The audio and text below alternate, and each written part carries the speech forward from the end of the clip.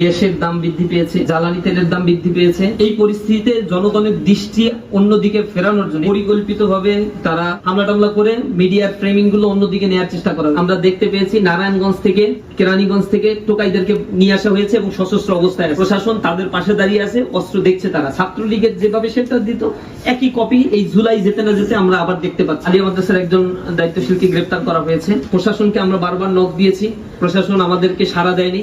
DMP commissioner একবার phone ধরেছিলেন ব্যবস্থা নেওয়ার কথা বললেও আমরা দেখতে পেয়েছি নারায়ণগঞ্জ থেকে, এরপরে পুরান ঢাকা থেকে, কেরানীগঞ্জ থেকে টোকাইদেরকে নিয়ে আসা হয়েছে এবং সশস্ত্র অবস্থায় আছে। আমরা প্রশাসনকে বারবার বলেছি, সেখানে পার্কের পাশে তারা বসা ছিল এবং ক্যাম্পাসের জগন্নাথ বিশ্ববিদ্যালয়ের চারদিক ঘেরাও করা ছিল। ঢাকা বিশ্ববিদ্যালয়ের সামনে সায়েন্স ল্যাবে সশস্ত্র অবস্থায় তারা মহড়া দিচ্ছিল, এরপর একের পর এক হামলা করছিল। প্রশাসন তাদের পাশে দাঁড়িয়ে আছে, অস্ত্র দেখছে তারা। ছাত্রলীগের যেভাবে শেল্টার দিত একই কপি এই জুলাই যেতে না যেতে আমরা আবার দেখতে পাচ্ছি, একই প্রতিচ্ছবি আজকে আমরা দেখতে পেলাম। সুতরাং আমরা মনে করছি না এই প্রশাসনের দ্বারা কোনোদিন সুবিচার সম্ভব। আর ছাত্র দলের বা যুব দলের কাউকে গ্রেফতার করার সক্ষমতা এই নপুংসক প্রশাসনের আছে, আমাদের কাছে এটা মনে হয় না। এবং পরিকল্পিতভাবে তারা এখন গ্যাসের দাম বৃদ্ধি পেয়েছে, ভোজ্য তেলের দাম বৃদ্ধি পেয়েছে, জ্বালানি তেলের দাম বৃদ্ধি পেয়েছে, বিদ্যুতের চরম দুর্ভোগ। গ্রাম অঞ্চলের মানুষ এখন তো বিদ্যুৎ পাই না, মাঝে মাঝে বিদ্যুৎ আসে। এমন পরিস্থিতিতে যখন 400 টাকা কাঁচামরিচের দাম, এই পরিস্থিতিতে জনগণের দৃষ্টি অন্যদিকে ফেরানোর জন্য এর আগেও যখন তেলের দাম বৃদ্ধি পেয়েছিল আপনারা দেখেছেন বিভিন্ন জায়গায় হামলা করা হয়েছিল, হামলা টামলা করে মিডিয়ার ফ্রেমিং গুলো অন্যদিকে নেওয়ার চেষ্টা করা হয়েছে। আমার মনে হচ্ছে একই কারণ এখানে বিদ্যমান।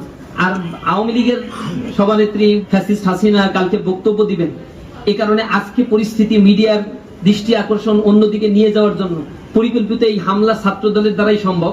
কারণ ছাত্র দলের প্রত্যেকটা কমিটিতে অন্তত 50টা কমিটি তালিকা আমাদের কাছে আছে যেখানে পুরাতন ছাত্রলীগকে পুনর্বাসিত করা হয়েছে।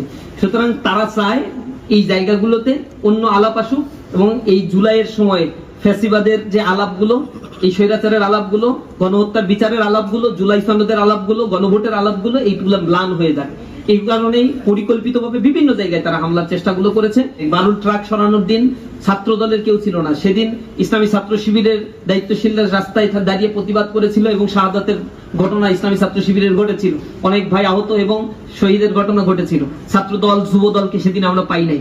এই সন্ত্রাসীরা এরা হচ্ছে যে দলই ক্ষমতা আসুক না কেন সেই দলের ঘাড়ের উপর চেপে মবতন্ত্র ক্রিয়েট করা বা ত্রাসের রাজত্ব তৈরি করাই হচ্ছে তাদের মূল দায়িত্ব। এই কাজটাই তারা করে।